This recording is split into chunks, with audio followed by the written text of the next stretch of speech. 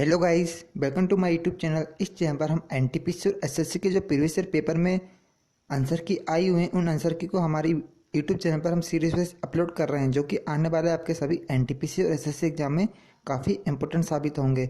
ये आंसर की 13 अक्टूबर 2020 की जो एसएससी सीएचएस का एग्जाम हुआ था उस एग्जाम की जीके की आंसर की है।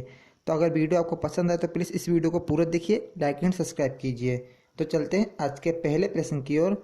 प्रश्न की ओर जाने से पहले हमने जो 12 अक्टूबर और 13 अक्टूबर के जो भी आंसर की करा दी गई है, अभी तक आपने वो वीडियो ना देखा हो तो प्लीज़ हमारे वीडियो पे जाके देख सकते हैं, क्योंकि जो कल का एनटीपीसी एग्ज़ाम हुआ था उस एग्ज़ाम में जो हमने आपको 13 अक्टूबर के जो फर्स्ट शिफ्ट और सेकंड शिफ्ट की आंसर की कराई थी उन शिफ्टों में से बहुत से प्रश्न रिपीट हुए थे। ठीक है गाइस, तो जाकर आप देख सकते हैं अभी तक वो वीडियो ना देखी हो तो।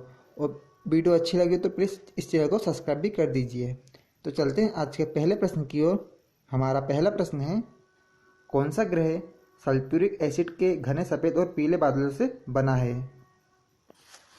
इसका राइट आंसर होगा गाइस ऑप्शन ए, शुक्र ग्रह, जो कि एक सल्फ्यूरिक एसिड और घने सफ़ेद और पीले बादलों से बना एक ग्रह है, जिसे सूर्य की बहन और चमकता हुआ तारा भी कहा जाता है, शुक्र ग्रह को। चलते हैं हमारे अगले प्रश्न की ओर।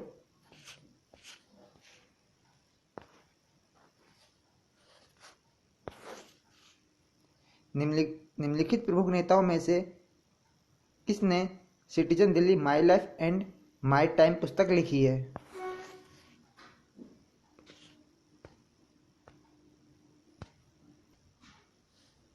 इसका राइट आंसर होगा ऑप्शन ए, शीला दीक्षित। शीला दीक्षित द्वारा citizen Delhi my life and my time नामक एक पुस्तक लिखी गई है। ऑप्शन ए इसका राइट आंसर होगा। ठीक है गाइस, शीला दीक्षित द्वारा, जो कि दिल्ली की सीएम भी रह चुकी हैं। Option A correct answer. चलते अब हमारे अगले प्रश्न की ओर।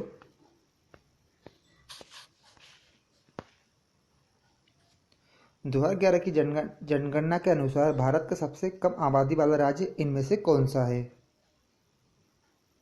इसका राइट आंसर होगा ऑप्शन सी गाइस, सिक्किम। जो 2011 की जनगणना के अनुसार सबसे कम आबादी वाला राज्य सिक्किम के रूप में जाना जाता है। ठीक है गाइस, और सबसे ज़्यादा आबादी वाला राज्य यूपी को माना जाता है, यूपी है। ठीक है, अब चलते हैं हमारे अगले प्रश्न की ओर।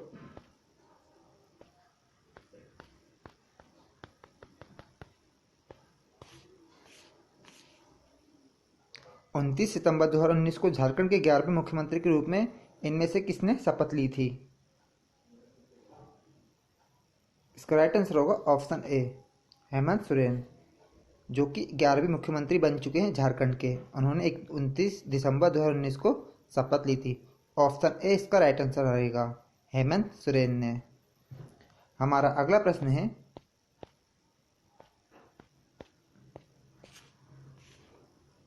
फरवरी 2019 में भारत के किस पूर्व बैडमिंटन खिलाड़ी और स्पोर्ट्सन स्टार लाइफटाइम अचीवमेंट अवार्ड से सम्मानित किया गया था? इनमें से वह कौन खिलाड़ी हैं? इसका राइट आंसर होगा ऑप्शन बी, प्रकाश पादुकोण को।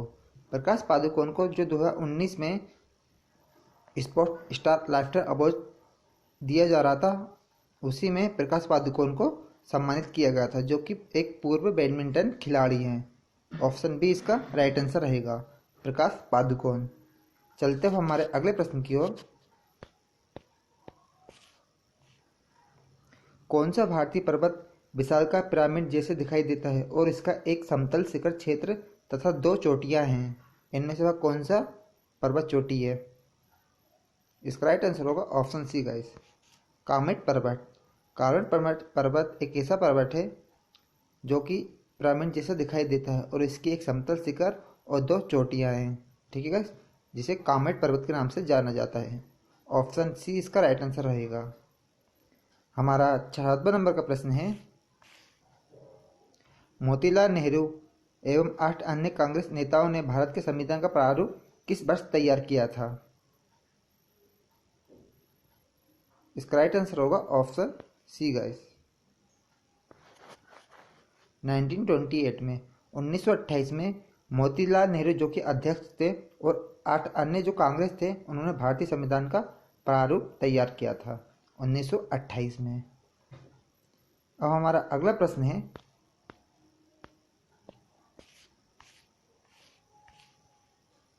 भारत के संविधान के अनुच्छेद 49 में क्या प्रावधान है? इसका राइट आंसर होगा ऑप्शन 4। इसमें यह लिखा गया है कि स्मारकों एवं स्थानों तथा प्राकृतिक महत्व की वस्तुओं का संरक्षण, अनुच्छेद 49 में यह प्रावधान दिया गया है। ऑप्शन 4 इसका करेक्ट आंसर रहेगा। ठीक है गाइस, चलते अब हमारे 9वें नंबर के प्रश्न की ओर। निम्नलिखित में से कौन सा युग्म सुमेलित नहीं है? इसका राइट आंसर होगा Airport Authority of India, option C, जो नवरत्न में नहीं आता है। ठीक है गाइस, ऑप्शन सी इसका राइट आंसर रहेगा। और बाकी जो हिंदुस्तान एरोनॉटिक्स लिमिटेड है और इंडियन ऑयल कॉर्पोरेशन लिमिटेड है और भारत संचार निगम लिमिटेड है, इनकी जोड़ियाँ सही दी गई हैं। बाकी ये जो एयरपोर्ट अथॉरिटी ऑफ इंडिया है वो नवरत्न की कैटेगरी में नहीं आता है। ऑप्शन सी इसका राइट आंसर रहेगा। हमारा अगला प्रश्न है, राजीव गांधी खेल रत्न पुरस्कार की स्थापना इनमें से किस वर्ष की गई थी? इसका करेक्ट आंसर होगा ऑप्शन 4 गाइस, 1991-92 में राजीव गांधी खेल रत्न की स्थापना की गई थी। ठीक है गाइस, और सबसे पहले ये जो शतरंज के खिलाड़ी हैं विश्वनाथ आनंद, उन्हें सबसे पहले भारत रत्न दिया गया था, राजीव गांधी खेल रत्न पुरस्कार। ठीक है गाइस, ऑप्शन 4 इसका राइट आंसर रहेगा। और जो भारत रत्न की शुरुआत है वो 1954 में की गई थी, तो ये भी याद रखिए। ठीक है, अब चलते हैं हमारे अगले प्रश्न की ओर। हमारा नेक्स्ट प्रश्न है, global fire power nation index 2019 के अनुसार सैन्य शक्ति के रूप में भारत का विश्व में कौन सा स्थान था? इसका राइट आंसर होगा ऑप्शन सेकंड, 4वां स्थान। ग्लोबल फायरवर्क्स नेशन की जो इंडेक्स आया था उसमें 2019 में सैन्य शक्ति के मामले में भारत का स्थान चौथा रहा है और पहले स्थान पर यूएसए है, तो ये भी याद रखिए। ठीक है, पहले स्थान पर यूएसए और चौथे स्थान पर भारत। चलते अब हमारे अगले प्रश्न की ओर।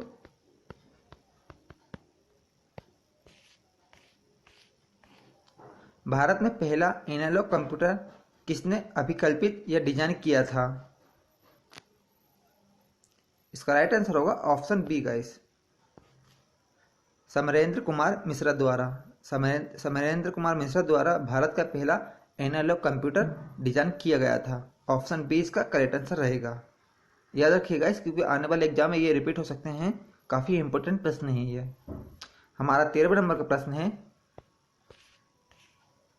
DASD में ए का पूर्ण रूप क्या है?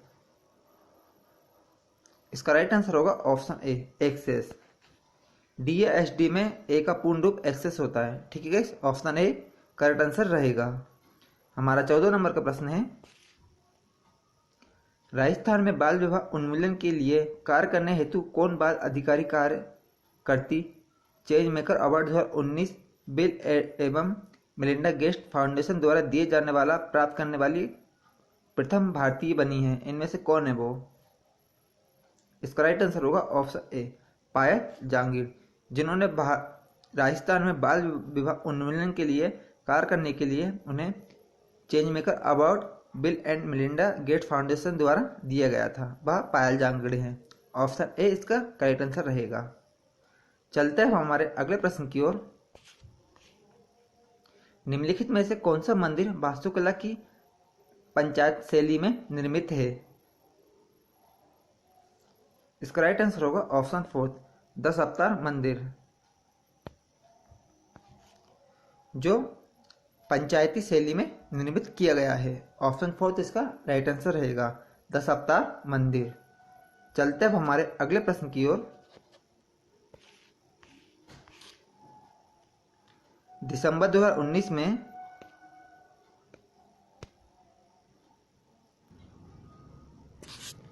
दिसंबर 2019 को किस देश के प्रधानमंत्री ने प्रतिवर्ष दिए जाने वाले गांधी नागरिकता शिक्षा पुरस्कार आरंभ करने की घोषणा की थी? इसका राइट आंसर होगा ऑप्शन बी, पुर्तगाल के प्रधानमंत्री ने 2019 में प्रतिवर्ष गांधी नागरिकता शिक्षा पुरस्कार आरंभ करने की घोषणा की थी। ठीक है भारत में। तो इसका राइट आंसर ऑप्शन सेकंड रहेगा। अब चलते हमारे अगले प्रश्न की ओर। 2012 से 2016 तक किस भारतीय अर्थशास्त्री को विश्व बैंक का मुख्य अर्थशास्त्री नियुक्त किया गया था? इसका करेक्ट आंसर होगा option see guys, Kaushik Basu को। कौशिक बासु को 2012 से 2016 तक के अर्थशास्त्री को विश्व का मुख्य अर्थशास्त्री नियुक्त किया गया था।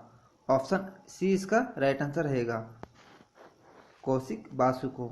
गाइस अगर आपको यहाँ तक की वीडियो पसंद आई तो प्लीज़ इस वीडियो को ज़्यादा से ज़्यादा अपने फ्रेंड के साथ शेयर कीजिए, और ऐसी सीरीज जब तक आपके एनटीपीसी या एसएससी एग्जाम क्लियर ना हो जाए हम लाते ही रहेंगे। तो प्लीज़ इस चैनल को ज़्यादा से ज़्यादा सपोर्ट करके सब्सक्राइब भी कर दीजिए।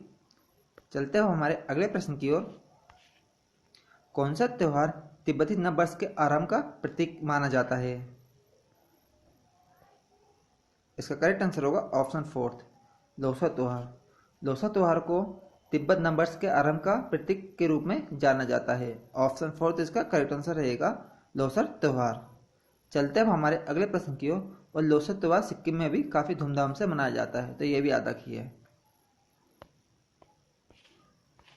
हमारा 19वें नंबर का प्रश्न है, मुगल दरबार के व्रत किस भाषा में लिखे गए थे? इसका राइट आंसर होगा ऑप्शन सी, फारसी। जो मुगल दरबार में वृत्तांत थे वह फारसी भाषा में लिखे गए थे। ऑप्शन सी इसका करेक्ट आंसर रहेगा। हमारा अगला प्रश्न है, आइल ऑफ विट्रियोल का रासायनिक नाम इनमें से क्या है? इसका राइट आंसर होगा option A, sulphuric acid. Oil of vitriol को सल्फ्यूरिक एसिड के नाम से भी जाना जाता है, ये इसका रासायनिक नाम है। ठीक है guys, oil of vitriol. Option A correct answer रहेगा। चलते अब हमारे अगले प्रश्न की ओर। निम्नलिखित में से किस स्मारक को भारतीय भूवैज्ञानिक सर्वेक्षण द्वारा राष्ट्रीय भू विरासत स्मारक के रूप में अधिसूचित नहीं किया गया है? इनमें से कौन सी इमारत है वो? इसका राइट आंसर होगा ऑप्शन फोर्थ गाइस। जो तमिलनाडु में विल्लुपुरम जिले का जो जिरजी दुर्ग है उसे भारतीय भू वैज्ञानिक सर्वेक्षण में राष्ट्रीय भू स्मारक के रूप में अधिसूचित नहीं किया गया है। ऑप्शन फोर्थ इसका करेक्ट आंसर रहेगा। बाकी जो तीनों लिखे हैं, प्रायद्वीपीय नीस लालबाग कर्नाटक में इसे किया गया है, नौमीरा उड़ीसा में है, और पुंगेरो नागालैंड में, इन सभी को जो राष्ट्रीय भू विरासत स्मारक के रूप में अधिसूचित किया गया है। ऑप्शन फोर्थ को छोड़कर यही आपका राइट आंसर रहेगा, ऑप्शन फोर्थ। चलते अब हमारे अगले प्रश्न की ओर। कौन सा उपकरण भूकंप के दौरान सतह पर पहुंचने वाली तरंगों को मापता है? इसका राइट आंसर होगा ऑप्शन बी गाइस, सिस्मोग्राफ। जो सिस्मोग्राफ होता है भूकंप के दौरान सतह पर पहुंचने वाली तरंगों को मापता है। ऑप्शन बी इसका राइट आंसर रहेगा, सिस्मोग्राफ। चलते अब हमारे 23वें नंबर के प्रश्न की ओर। भारतीय राष्ट्रीय कांग्रेस ने लाहौर अधिवेशन में पूर्ण स्वराज या पूर्ण स्वतंत्रता का प्रस्ताव किस तिथि को पारित किया था? इसका राइट आंसर होगा ऑप्शन डी गाइस, 19 दिसंबर 1929 को। 19 दिसंबर 1929 को जो भारतीय राष्ट्रीय कांग्रेस ने लाहौर में अधिवेशन किया था उसमें पूर्ण स्वराज का एक प्रस्ताव पारित किया था, और इस कांग्रेस अधिवेशन के अध्यक्ष जवाहरलाल नेहरू जी थे। तो यह भी याद रखिए, ठीक है, 19 दिसंबर 1929 को। चलते अब हमारे 24वें नंबर के प्रश्न की ओर। किस वैज्ञानिक ने तत्वों की आवर्त सारणी को परमाणु द्रव्यमान के बढ़ते क्रम में व्यवस्थित किया था? इसका राइट आंसर होगा ऑप्शन फोर्थ गाइस, दामित्री मेंडलीव। इन्होंने जो आवर्त सारणी है उसको परमाणु द्रव्यमान के बढ़ते क्रम में व्यवस्थित किया था।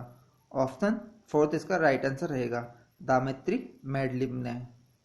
और जो हेनरी मोसले है उन्होंने द्रव्यमान क्रमांक में जो परमाणु क्रमांक है उसके अनुसार आवर्त सारणी को व्यवस्थित किया था। ठीक है, परमाणु क्रम अगर आए आपके यहाँ पे कि परमाणु क्रम में जो व्यवस्थित किया है आवर्त को वह कौन से वैज्ञानिक है, तो आपका आंसर होगा हेनरी मोजली। ठीक है, अब चलते हैं हमारे अगले प्रश्न की ओर। हमारा लास्ट प्रश्न है गाइस ये 25वां। दिसंबर 2019 में कौन सा खिलाड़ी ला लीगा का पहला भारतीय ब्रांड एम्बेसडर बना है, जो कि एक स्पेनिश क्लब फुटबॉल का शीर्ष स्तर है। इसका राइट आंसर होगा option B guys, Rohit Sharma.